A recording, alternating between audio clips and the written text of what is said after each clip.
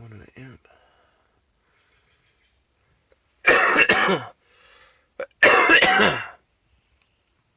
No, that's nothing. It's actually incredible because there's no light hitting those guys. They're in the valley, 570 feet down there in the dark. Basically because the sun's over there.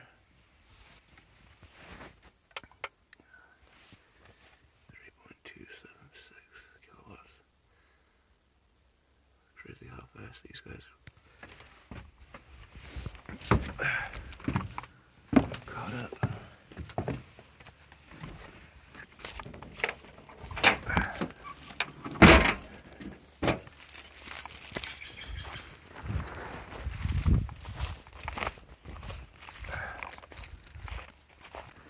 This panel here, over here about to get the light. The sun is there. Those guys are over there in the shade. These guys, excuse me, in the shade. I mean, pretty much, kind of. Not as bad as those guys. It's producing that. They've almost caught up to this. And this has been up for a week longer. I've cut all that stuff down and get everything strung to it and all that. Interesting enough.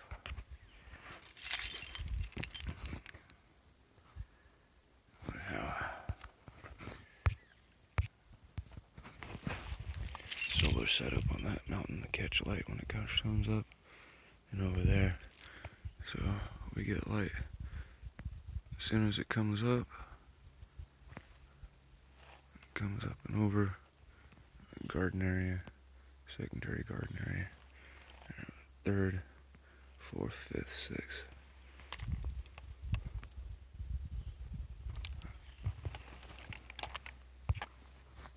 Let's go get this wood moved, stacked on the trailer, and continue with the road. The wood area kind of cleaned up and open. Gonna have to. Bear moved all the stuff we use for fire. Cut some old trees down that are dead. Since the snow this April took down our carport we're using. We're gonna string up aircraft cable, make it bigger, expand that out, and make a road thing. This is all gonna be a landing wood processing area. It's covered wood. Wood for winter. I'm gonna bring up the cut wood that's bucked down and stack it over right here. And we gotta process all the stuff I've been doing over there. Thinning out. I gotta thin it out more and more and more. More and more. Build this up. We gotta make fire protection. I'm gonna keep thinning out stuff. Make defensible space.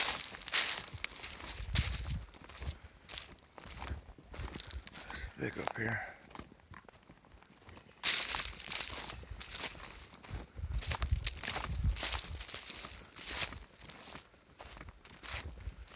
So we're gonna come out with Kasey right here, where the new road is.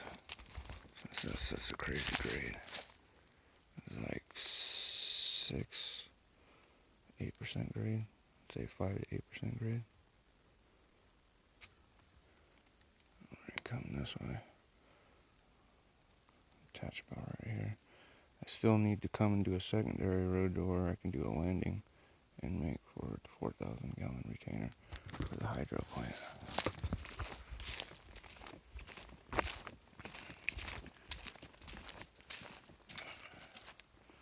I'll be cutting road this way and also have to cut in with the backhoe. Hopefully I didn't bend my articulating arm in the back of the excavator yesterday trying to get it unstuck off the hill where I went backwards and bent the top of the cab. Barely caught the corner of the tree. Saved me from going down the mountain, dude. It's crazy. So,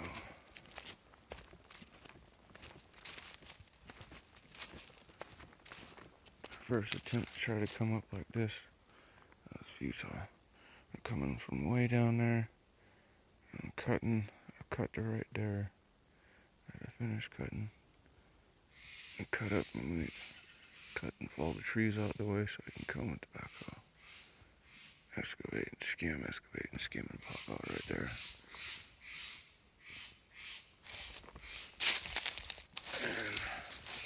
And do the, just give me a little bit more power. Dig the excavate out, make a 4,000 gallon retainer. I won't have so many trees that I have to cut out. Now, really nice head shot of about 180 feet down.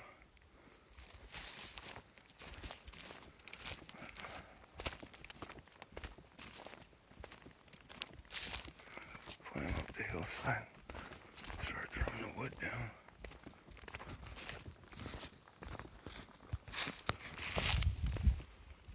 Cut. I got to that tree right there. That big tree is just right there. You can see the buck down in the wood.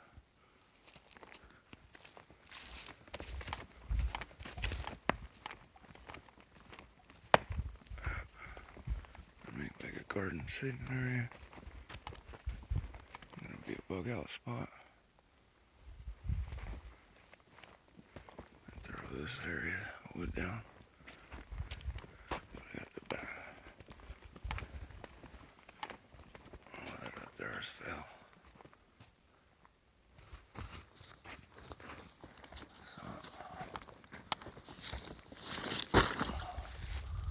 Like I was saying that the sun was coming up. The solar kid's way down there. I'm still in the shade for a little bit. Pick this up for $600. 5.5 by 10.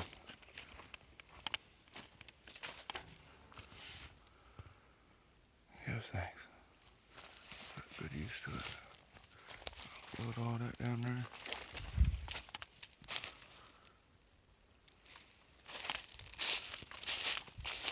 I'll pick up all this stuff. So I'll cut up there. Cut this stuff up and throw it in there. Finish cutting that stuff up, all that stuff up there.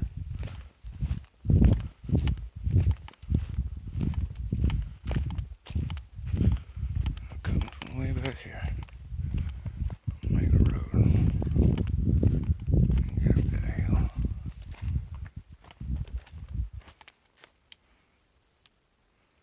Trying not to have to take out those 3 trees, but just might.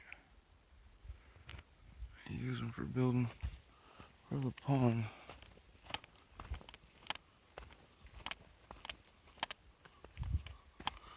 Garden. Kasey.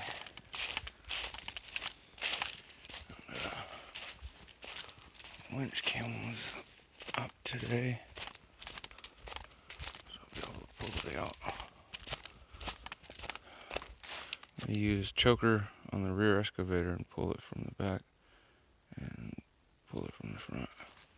Straighten it out. Pull it up the hill. Silly. I really hope I didn't bend that control arm in the back. But I didn't bend it when I went backwards and hit the tree. It was from trying to get up out of here, as I was facing this way. I caught that corner barely, dude. On the tree right there.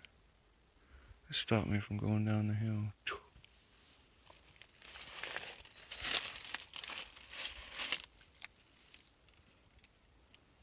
just that angle on that guy I'm worried about.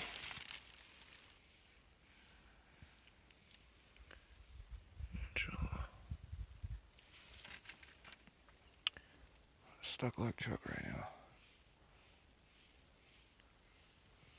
now.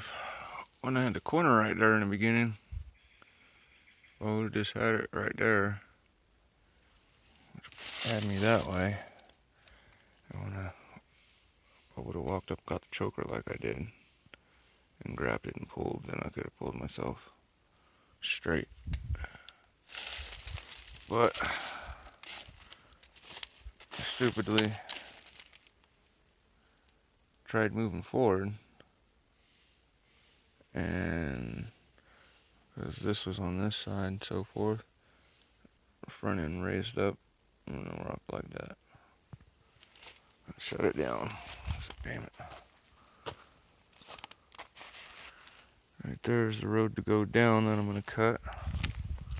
Get into the valley.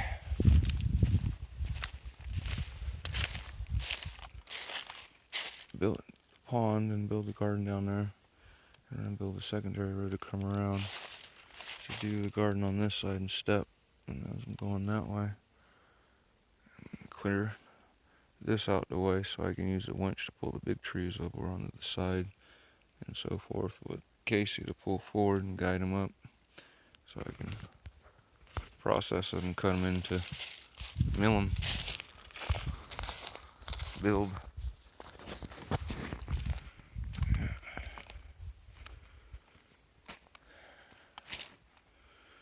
And blend the two, take this edge out so it's flat, do the same.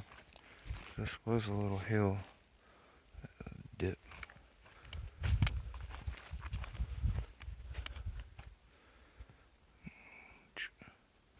And transition where you can come this way.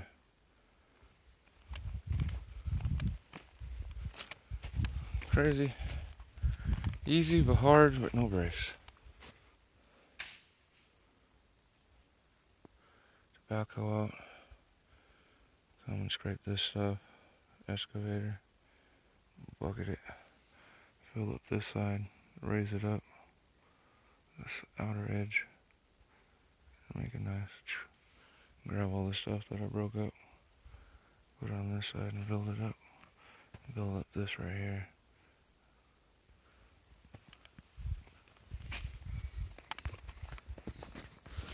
Let's get the stack in.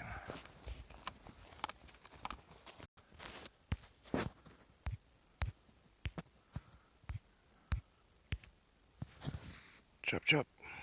Chop, chop. Chop, chop. Stack, stack.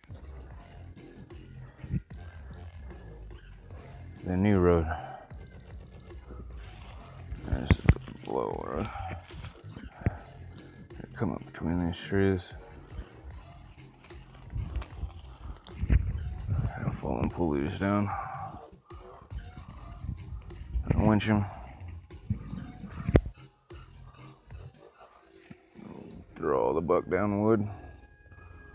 Buck some more down. Pick it up with a trailer.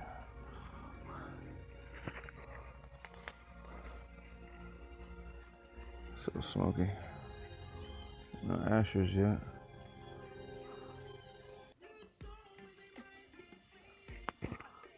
Trailer.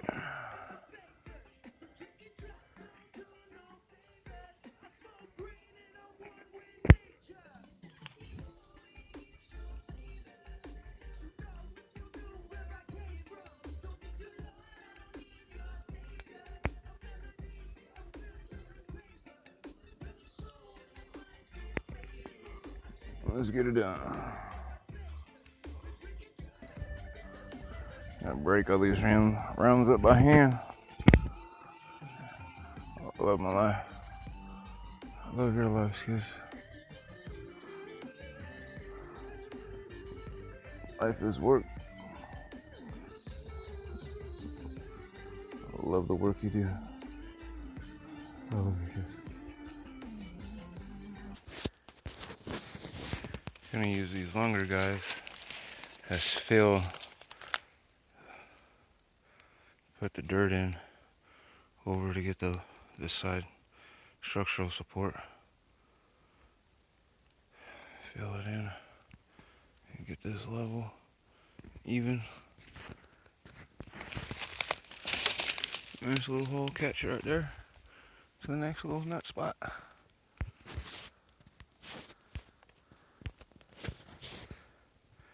Got a little catch spot.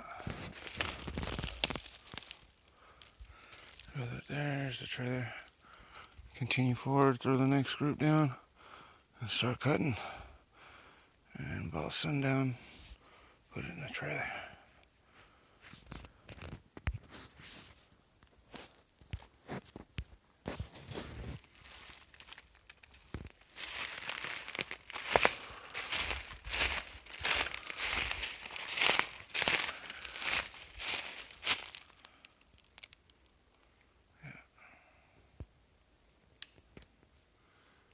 Landing, pushing all that stuff, processing that, making a shoulder.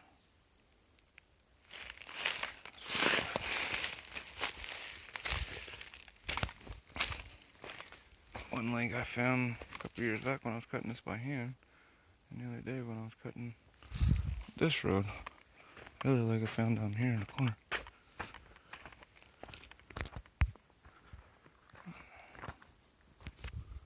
Let's get that wood stacked. Put on the trailer. Nice little hole. Good madrone pieces. Can't wait to carve on them. Yeah, the termites talking to each other.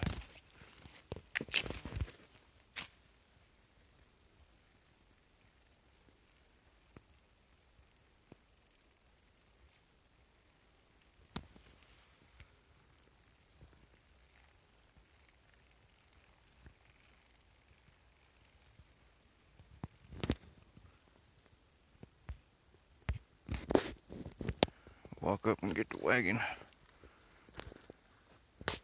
And get those pieces from down there.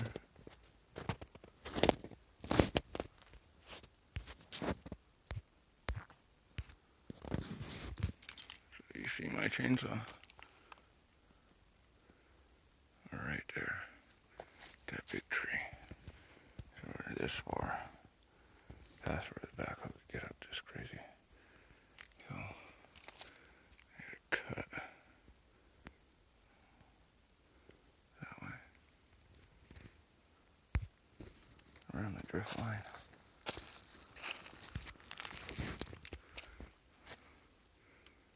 Come out right here. I'm going to try to use a winch and pull the backhoe up this way and start excavating this out. Once I get the trees all cut, try to come from the top down. Figure it out. Grab the wheelbarrow so I can get the wood. On a hill, always stack your wet wood on the front. Otherwise, you get a teeter. Stick something underneath the back.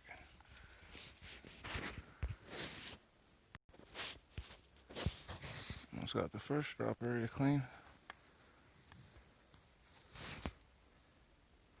All wet wood. That's 90% seasoned. This is all wet. Trailer up to the rail. About 35% full. If you were to say to keep the level with the railing so it doesn't fall out, have to do something about that and cover it where the wheel wells and wire tubing doesn't get bent up. Make it where it lasts. Reinforce the welding, repaint it and such. You can see from that are driving really fast on dirt roads to rock. Or due to light wiring and such. The left blinker doesn't work. That should be good for winter. Keep on harvesting and thin it out. Use these roads as I go divide the property and be able to get access and clean, leave the trailer and just clean out, process it, stack it, thin out this stuff, get where we have fire breaks and other things where we can turn on sprinkler systems and other stuff, inshallah. Buy time, save stuff, save certain parts of the property, or as we're able to develop, save the developed parts, so forth. More water, more green, more food. Openings like this are good fire breaks. And the gardening, getting the pond done, getting water system. I get the road, I get Kasey up there, the winch where I can get it pulled out and turned around, where I can get winch myself down in there backwards, dig out that big, dig the hole out bigger. I can pump from there over into this valley. Tuck there. Juma Mubarak. Happy Friday, everybody. That's the last wheelbarrow of that stash. And they're about 50,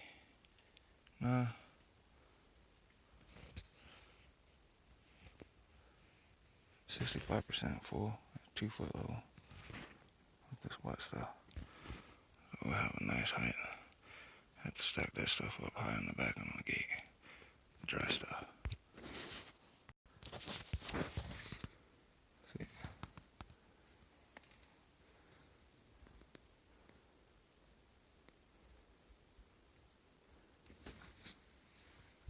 Yeah. I'll be cutting more. Continuously. Still gotta process all that from down there. Those big trees. 2 acres.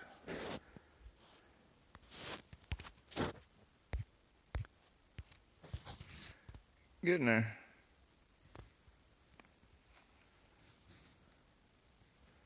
Trailer's full. Gonna have to do sides on it. That was a good haul. Yeah.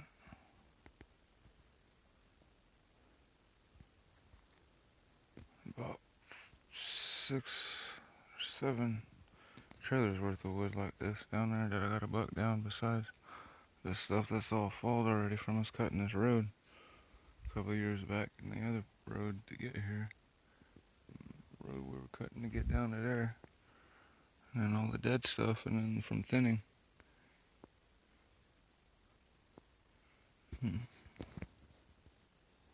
Start turning my drone pieces and so forth, pretty stuff in the stands for crystals and other things. Things have been in my mind.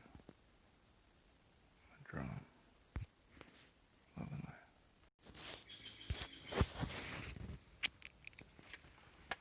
I bet if I had sides, I might put it on, but I don't want to overwork the truck.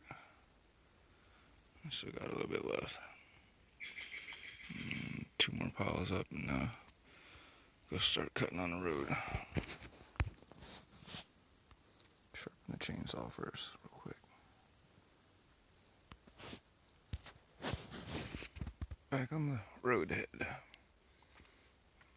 That's where we've gotten to. Go get a wireless chainsaw, the bar oil and the chainsaw. Gas. Coming that way. Going that way. And there's that other road below. And just clean all this out in between. It's going to be a nice fire break. But do a walk path, do a garden and so forth, and do a gondola system to come up to this for people in wheelchairs and so forth, and wagons and all that kind of stuff. And then a zip line into the pond, or down in the valley. And a gondola system going from the valley up. There's that hills. Power and bear.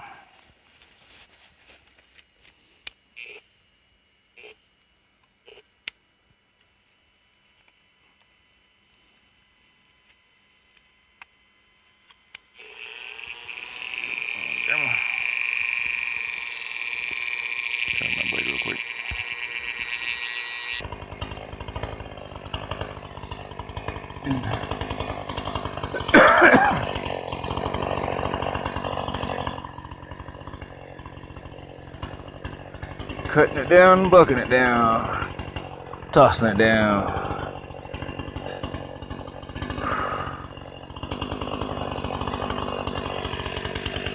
Going that way.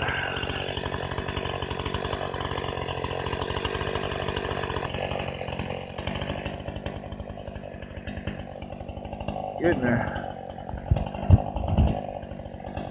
So it's going that way. Come in between these two trees. I scoop this out and flatten it. This drift from cutting trees on the soap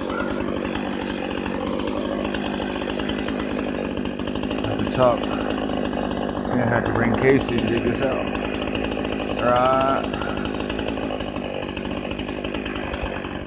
Right, mine with that. Get into the mine.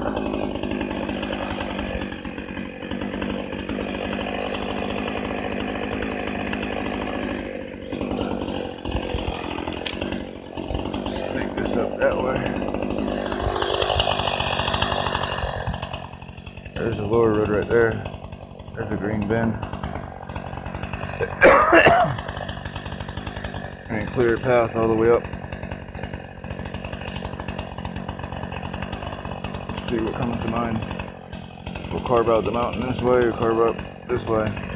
Whichever's easier for this guy and girl. Kasey Case. Big old beautiful crystal. Make this seal nice. Dig this out. Do a little water too.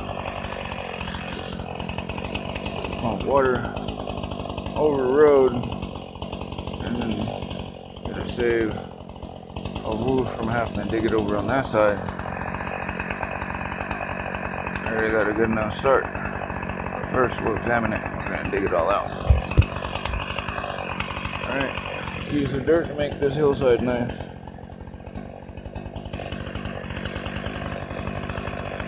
Figure out what we find. Yeah. Make power. Water.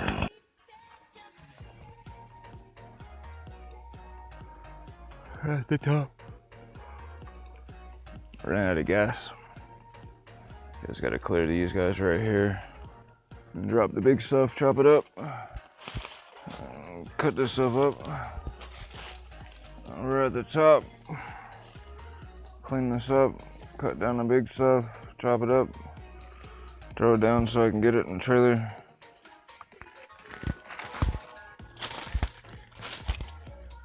Yeah. Make our own path. I have to cut straight through this into that. Come on this side of this big tree. In the middle of this. Super stoked about the stope right there. Being next to the road, because I can dig it out and use it for the hill. Being in line with that. And then my drone little patch right there is going to be beautiful. Build it up, open it up. Cut all this down. Clean it out. Leave the pines and big stuff. With the blackberries there means water's coming up.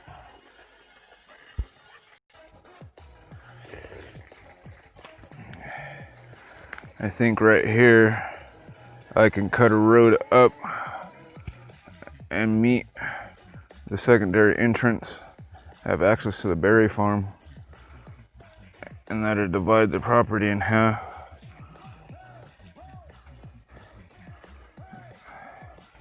In the main middle spot.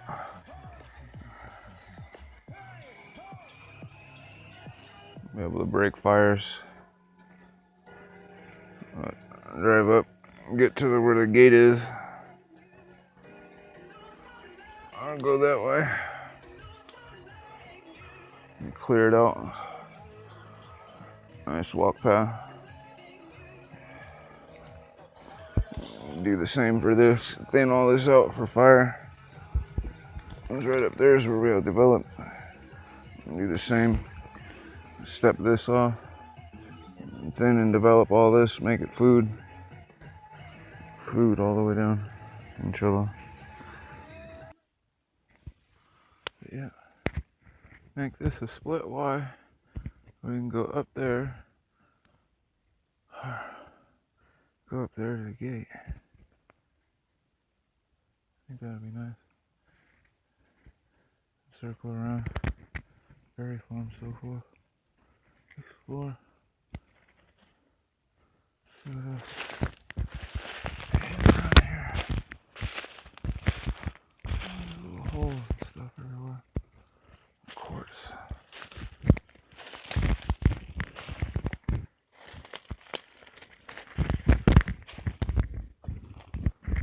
A lot of blackberries. So much thought of. Oh, Willow wants to do a blackberry. Excuse me.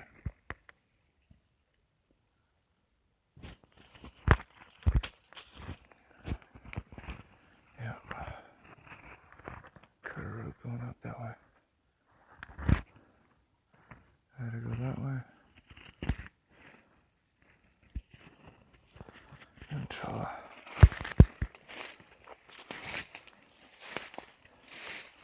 And nice fire breaks with water. Everything running up that way. And cut in the top of the mountain and join the road. And cut this way. Open that stope up.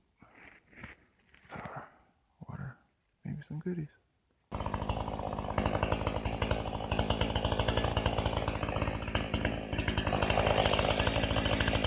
And then upward.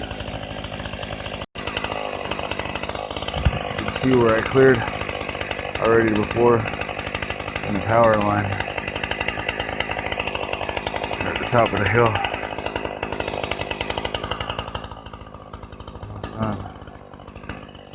Cut this guy, process them, be done. See about that route going that way. And continue cleaning this stuff out with the fire break. Thick. And start doing that side.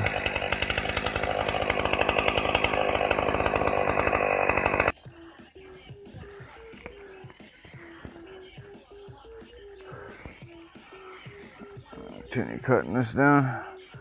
Well, we made it to the top. So we're coming out right here. Excuse me. Oh, finish cutting that guy up.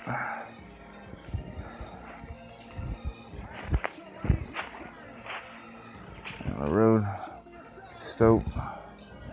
Finish cleaning this up. Fire protection.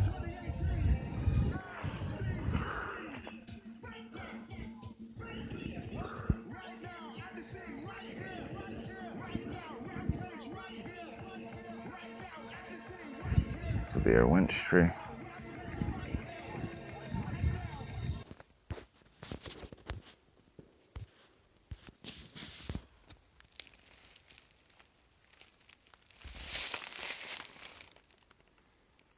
Fill this in. Up and away.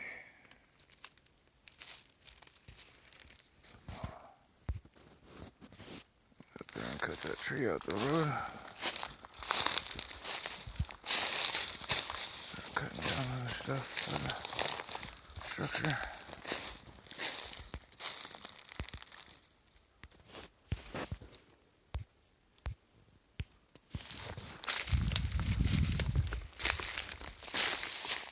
One, two, three, four.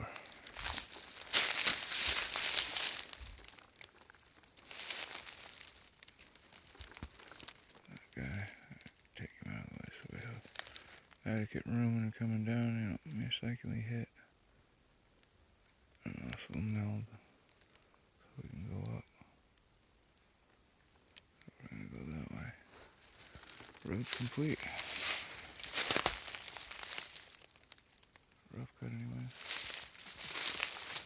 Nice fire break. Use the roads as fire breaks, double them.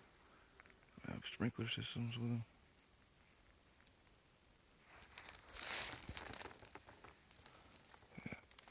those guys.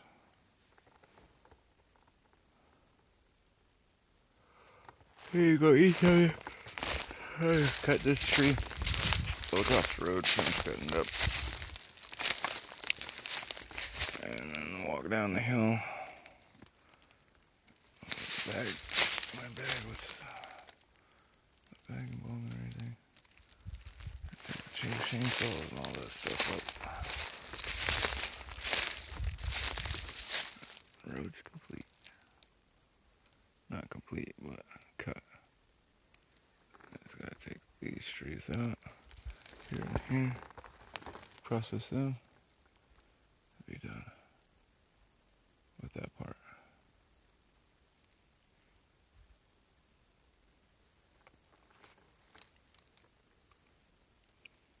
Try to use this natural crick. Cut my way up.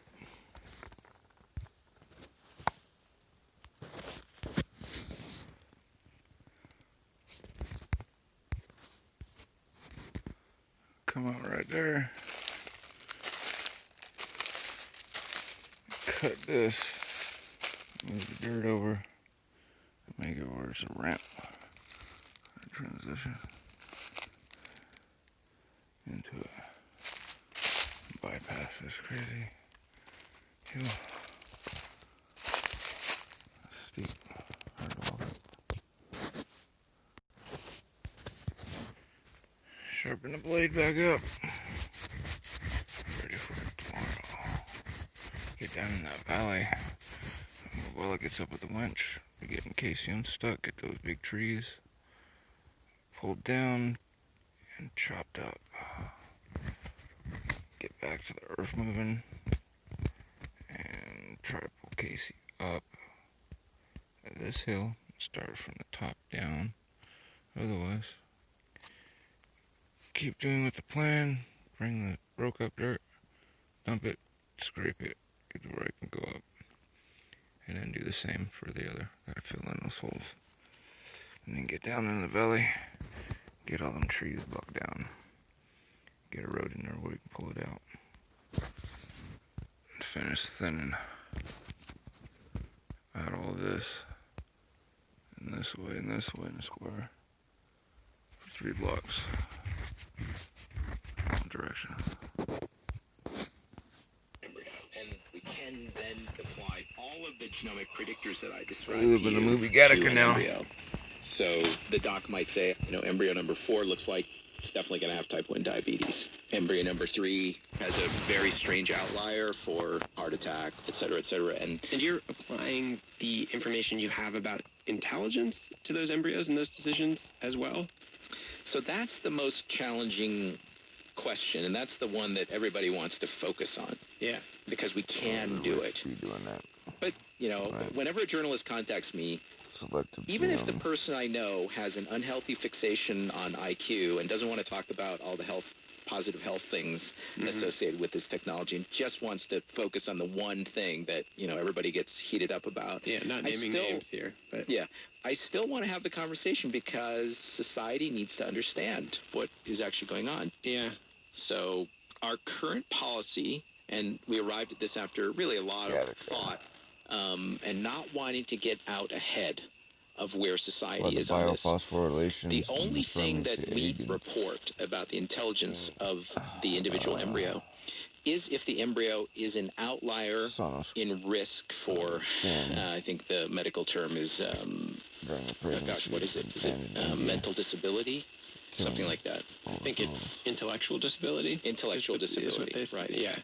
And that the predictor would be saying that it's likely that this embryo would have an IQ score below a certain number? Yes, I think intellectual disability is probably something like IQ of 75 or something like this. And it would mean that the IVF physician will get a report saying embryo number 4 has a very unusually large number of the variants that depress intelligence. And I think that's a reasonable thing to want to know.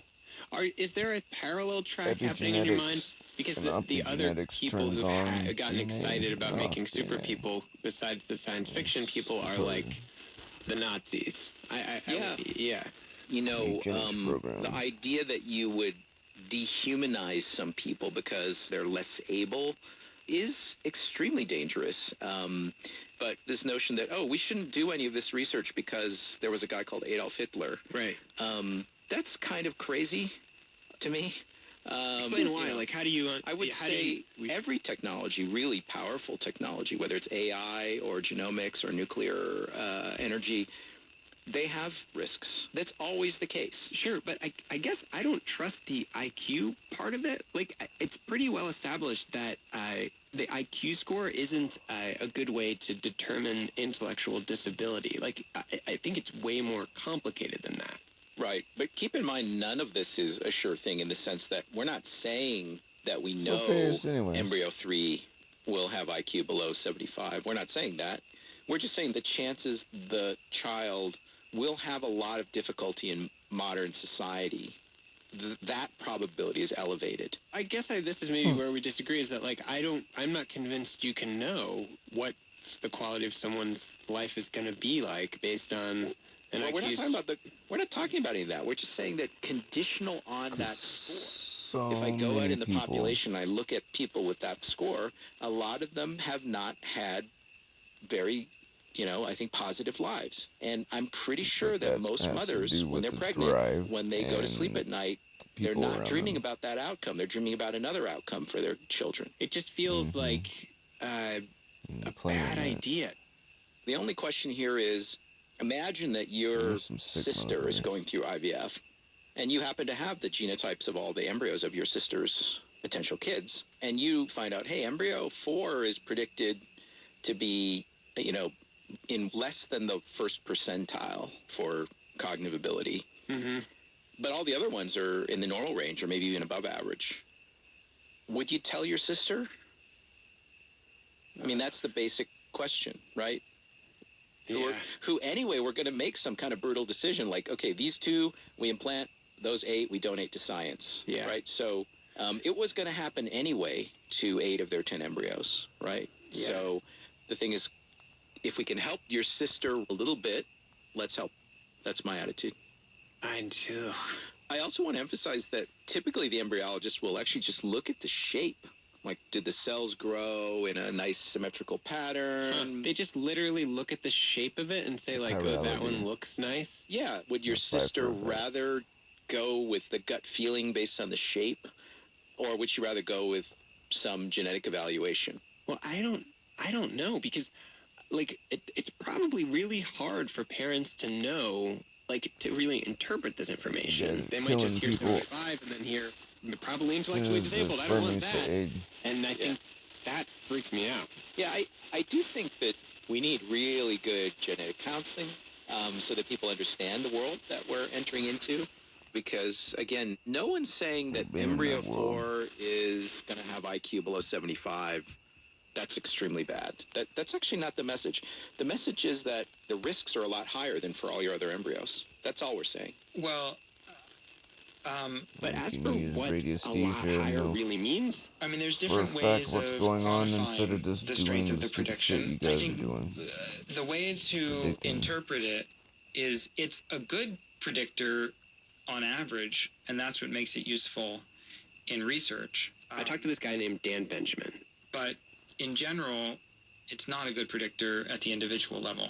He's a professor of economics at USC and one of the founders of that big consortium of scientists. The Social Science Genetic Association Consortium. That helped pull together the 1 million or so genomes that Steve's genetic IQ predictor is effectively built on. And he says, think about that comparison Steve made to the SAT. It's very hard to predict who's going to do well in college, and SAT scores are among the better predictors of that. Like, on average, the kids who score well in the SAT will do well in school. But, I mean, if you look at a university... And everyone asks me... Seen your grade point average yet? There are going to be some pretty poor performers. It's horrible. It's the lowest on campus. And you might ask yourself, why did this school admit those students? He's right. You're right. You know what we got to do? Shouldn't they have been able to tell those students were going to do poorly? And the answer is they couldn't tell. For any individual person, SAT scores are not a good predictor. There are just too many other things that matter. And just to sort of shift away from the SAT back to like using a polygenic score to try to say something about an individual, if you had to quantify what not a very good prediction means, how would you do that? Well, if you picked two people randomly in the sample and you asked how likely is it that the one with the higher polygenic score is actually the one who got more years of schooling, the answer is about 60%. 60%. Yes, there is a 40% chance that you'll get it backwards. And I think more to the point, in the context of embryo selection, the prediction is less likely to be right. It's going to be something like reducing it from 60% to 55%. So according to Dan, these predictions can be useful in large groups, but on an individual level, they're just a little bit better than a coin toss. So I worry that companies that are offering this service, they're exaggerating the potential gains. They just want the extra embryos to test to get it better. Upfront about what the risks are. Two things on that real quick. First, Dan says, because we don't really know how the genetic variations that predict IQ score really work, if you select against them, you might accidentally be selecting for other stuff, like mental illnesses or certain diseases. There are these risks, and we don't even know what all of the risks are. And number two, which might even be more disturbing, Dan says the genetic data all of this is based on came only from white people of European descent. That's the only data they could get their hands on. And consequently, if you try to use a test like Steve's shoes on someone who's not a white person of European descent, it pretty much doesn't work. That correlation drops to the floor. So even the possibility of doing it is pretty much limited to well-off white people at this point. And so when Steve just sort of says with this confidence that the genetic predictor is pretty much like the SAT, that's just not the whole story. It's more complicated than that. And what worries me is that, you have guys like Dan Benjamin advocating for this, more complex understanding of what the statistics really mean and, saying they're meaningful in big groups, but they're not meaningful in individuals. But, on the other side, you have Steve's story, which is just so straightforward and compelling. And, if Steve's story and Dan's story have to face off, I just feel like Steve's will win every time, because his story is so simple. It does feel like, in the end, what you're able to tell someone, isn't that much, because it isn't a one-to-one predictor or even really close to that. Well, it will get better. I guarantee you, as we get more data, the predictive power will get much better. And I think it will eventually achieve a kind of capability, kind of like what we can do with height, where the error is about an inch, maybe plus or minus 10 points of IQ. I will say that... Once again, Megan Multaney. Right now, while he may be an outlier in terms of what he's willing to offer based on kind of where the models are now, I don't think he'll be an outlier for long. The information is going to become available, and it's only gonna get better. And of course, there are many ethical things that we have to sort out. And I think different societies will decide different things about how they want to deal with this. And so, if a particular country said, we do not want you to ever report anything about cognitive risks, we just don't want you to report that, I would totally respect that. But then I think you have to respect if the nation of Singapore, if they decide this is an important thing to do, well, you better respect them too. Mm-hmm. Otherwise, you're some kind of racist colonialist guy who says only my ethics count. So I realize, the NPR audience may not like it, but this is the world that we're entering into. Have people used the tool yet? Has the predictor tool been used by consumers yet? So there are different segments to the product. The full-blown thing where you report genetic test scores, polygenic scores, for a variety of traits, is in the process of being used. What does the process mean? Well, I'm not ready to report the birth of any child or anything, but let's just say samples have been analyzed. Okay. And it's been that information's been provided to couples? I don't know that I can comment on exactly any specifics along those lines. I'd probably have to check with our CEO.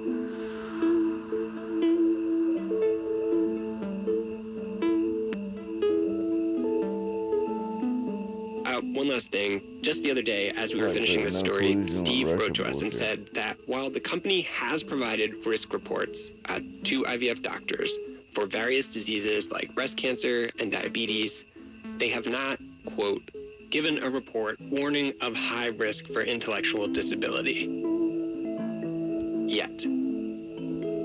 And at the end of this, I find myself thinking about the thousands of couples out there who are doing IVF and the thousands more who will do it in the years and decades ahead. And honestly wondering, I'm Rebecca Sitkin. I'm Kevin. I'm Rebecca Gardner. Jill. I'm Kate. Katie James. I would love just not to use any name at all. would they want to know? We just finished our second cycle of IVF. We have one embryo. I'm in the early stages of IVF cycle 1. What Steve Shue can tell them. Wow, it's a really hard question. Kind of makes me feel uncomfortable. I think I would have a lot of anxiety over that decision when you hear that it's not that accurate. I mean, everybody wants their children to be brilliant and healthy. Sorry, one second. I don't see what harm it could do to test for that. There are way too many questions that we would need to ask before we would ever consider that. I think I would probably want to know. You do want to know, but then you're looking at a world where people who have a lot of money can select for the ones who are more intelligent. If it were offered to me and it wasn't cost prohibitive, yeah, I think I would move forward with the testing. It is something I think we will test for if we can afford it. Before we do our next round, we probably will do genetic testing. I'd have to think about it long and hard. Yeah, it's a really tough question.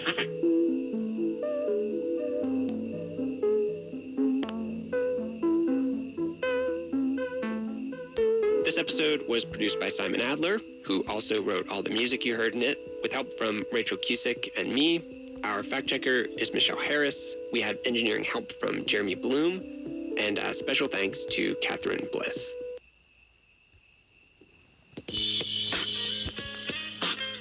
NPR's Ping Huang reports. Burning forests and fossil fuels release tiny particles into the air, which damage people's bodies when they're breathed in. Those who live in high-pollution places are more likely to develop conditions like asthma, heart disease, and cancer. Maria Van Kerkhove, a top WHO scientist, says that puts them at higher risk for COVID-19. People with underlying conditions such as underlying respiratory diseases, if you are infected with SARS-CoV-2, you are at an increased risk for severe disease and death.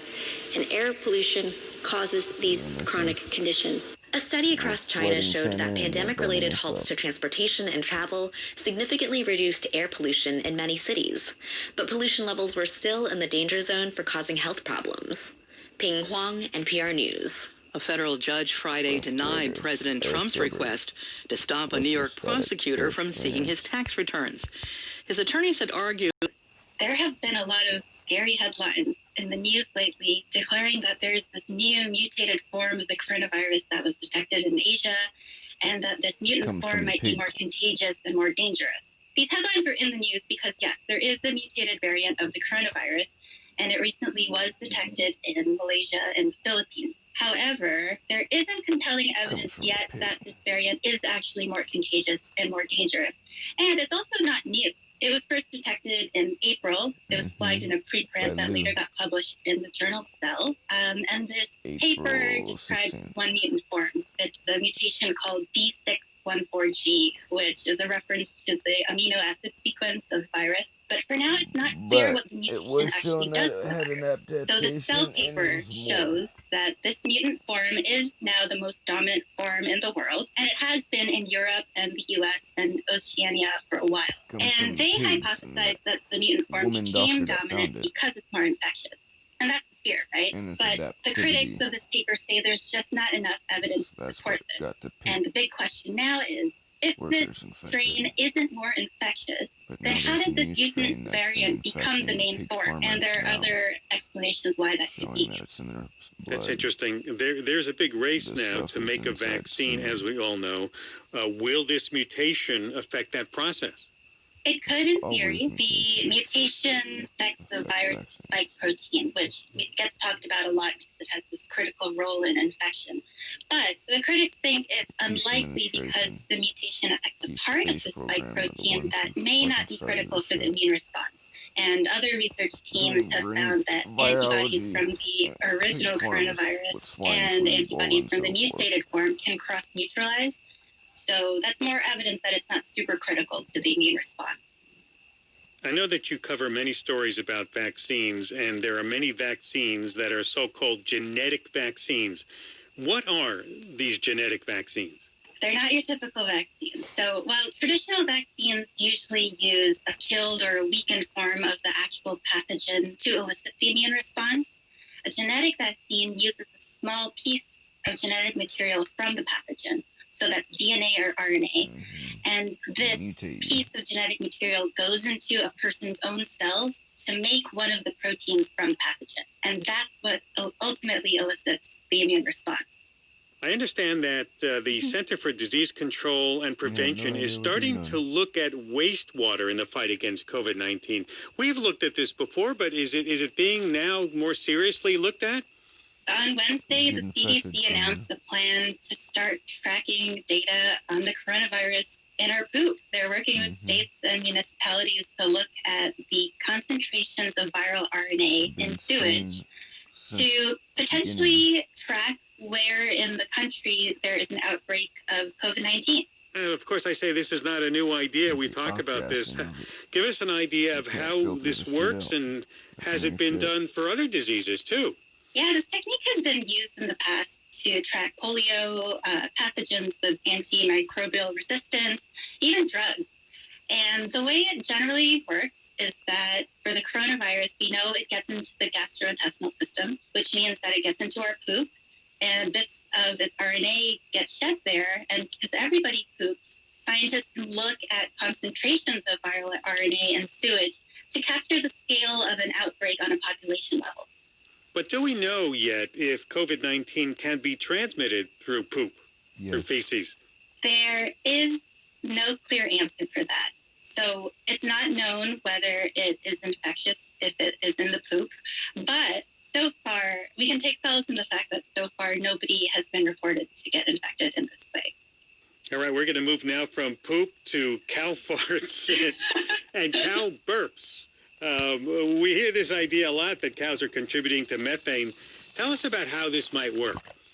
Well, the popular idea is that cows fart out methane, which is the greenhouse gas, and that's one of the reasons why they're so bad for the The problem is that I'm at sea, so I really don't have anything that says that. And I'm pretty sure they got recorded our interview. They didn't record my interview, so whatever happened in that room stayed in the fucking room. You know? And this is the beauty of having some faith and trusting, you know? Bella got her paperwork today. And I believe that's like the sort of certificate that I gotta keep with my paperwork, with my driver license, because that's the most renewed, you know, status of mine. Oh yeah. Go to a notary, and we pay for it to be notary public. Notarized, yeah. The lady that did our taxes, she's a notary. And take the original and laminate it. 2 or 3 feet out, and a little bit towards. Getting it in, kids.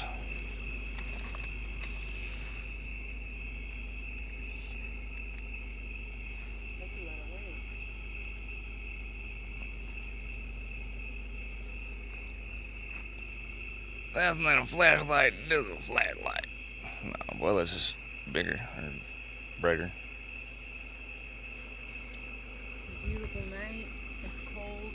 So we just gotta come down and grab this after dumping that. And I got like another pile like that up there. but it's on the other side of that dig hole. I gotta get the loose stuff out of the way to drop it down. Love and light, everybody.